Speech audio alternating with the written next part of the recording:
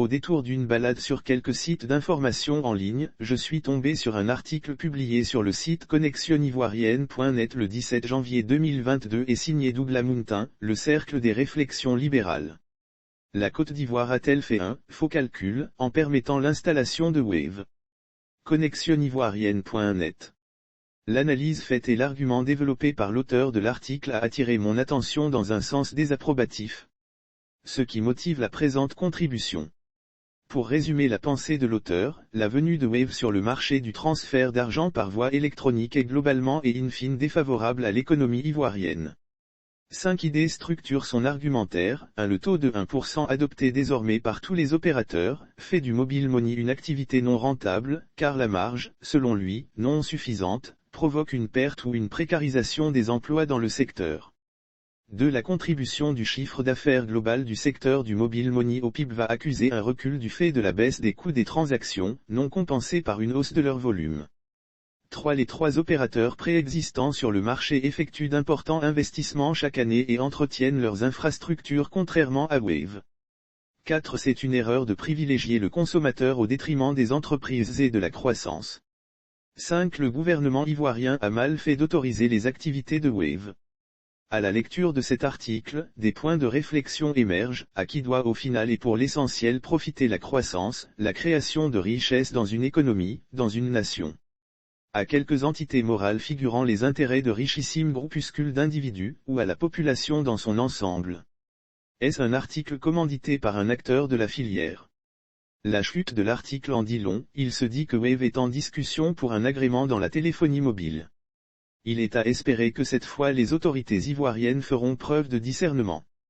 C'est une invite aux autorités ivoiriennes à ne pas accorder une licence ou une quelconque autre requête à des fins commerciales formulées par Wave.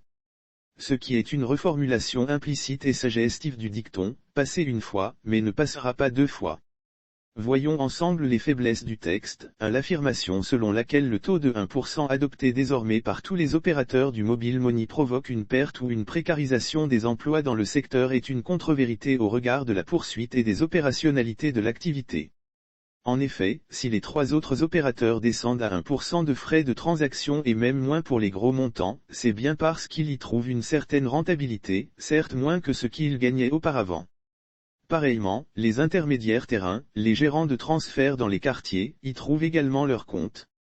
À preuve, le grand nombre de pancartes de transfert d'argent, notamment aux pingouins devant des commerces, et le maintien de la plupart des intermédiaires dans le business. Il convient d'ajouter que quel que soit le mécanisme de rémunération en vigueur, volume ou nombre de transferts journaliers, hebdomadaires, mensuels, fourchette fractionnée de transferts, les gérants dans les quartiers grognaient déjà relativement au faible taux qui leur était reversé. Ceux-ci n'étaient pas les grands bénéficiaires des 5% et autres pourcentages auparavant institués par les différents opérateurs, mais bien ces derniers. De plus, l'expérience a montré que nombre de gérants qui avaient pour activité exclusive le transfert national d'argent ont vite fermé. La quasi-totalité des gérants de transfert ne pratiquent pas la seule activité de transfert d'argent mobile, mais mènent quelque autre activité en parallèle simultanément, transfert d'unités de communication, appels téléphoniques, vente d'autres produits ou services liés ou non à la téléphonie mobile, etc. Au dire de nombreux gérants, la rémunération avec Wave est globalement, toutefois légèrement, plus intéressante.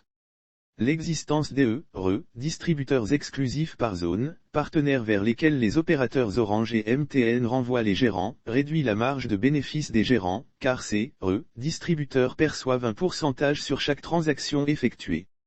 Il parle de 22 000 personnes affectées rien que dans le district d'Abidjan, sans citer la source de cette donnée ni la technique de mesure employée, à savoir s'il s'agit du reflet d'un échantillonnage effectué et donc ensuite généralisé ou d'une comptabilisation au cas par cas. En outre, il existe une nuance entre être affecté et être ciblé par une situation. Dans la mesure de l'impact restreint d'un phénomène, l'on s'intéresse aux cibles directes de l'action, tandis que dans l'impact élargi on inclut en plus les personnes affectées, c'est-à-dire indirectement touchées.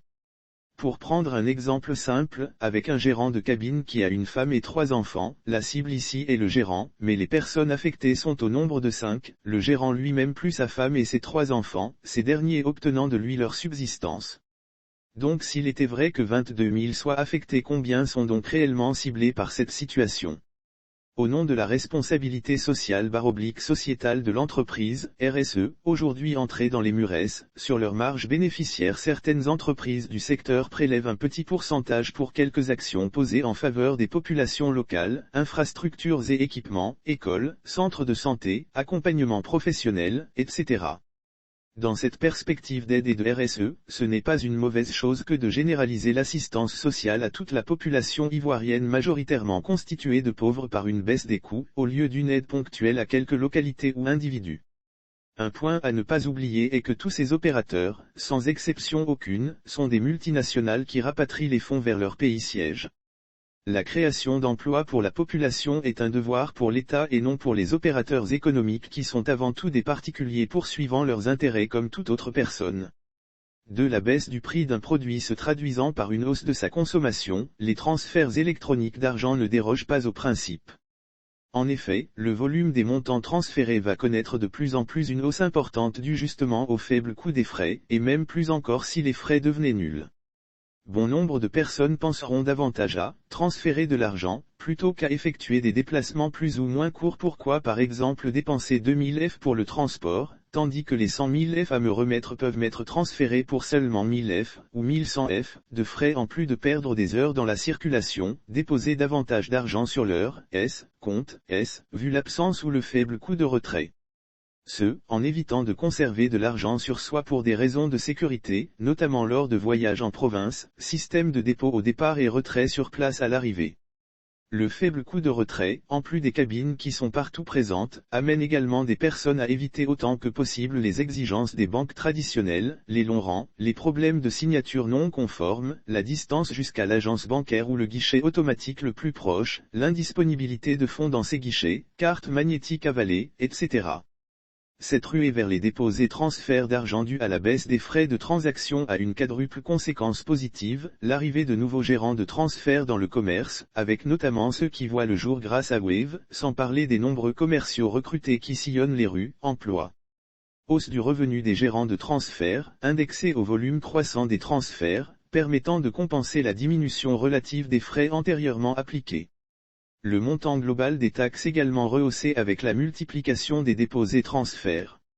Une plus grande disponibilité de liquidités, réserves financières, chez les opérateurs du secteur, entendu que tout dépôt ou transfert d'argent n'est pas immédiatement suivi de retrait, un temps plus ou moins long peut en effet s'écouler. Or, en matière d'affaires cela n'est pas négligeable. 3. Les investissements des 3 opérateurs préexistants sur le marché portent plus sur l'activité de communication mobile qu'autre chose. L'entretien des équipements et stations GSM de transmission, antennes, concerne en particulier la communication.